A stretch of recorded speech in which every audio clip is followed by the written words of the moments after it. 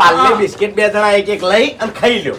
જો અમારે પાર્લે ખાવાની જરૂર નહીં. અમન છે ને આટલો સુરાગ એવો મળ્યો છે ને એટલે આ બિસ્કિટ ઉધી કમ્પ્લીટ પહોંચી જશે. ખાલી ઉઠાવાના છે. કશું કહેવાનું નહીં. આ વાઘઈ તો બહાર છે બળ. એ મગજ નહીં વાપરવાનું, ભૂપટા મગજ નહીં વાપરવાનું, તને કહું.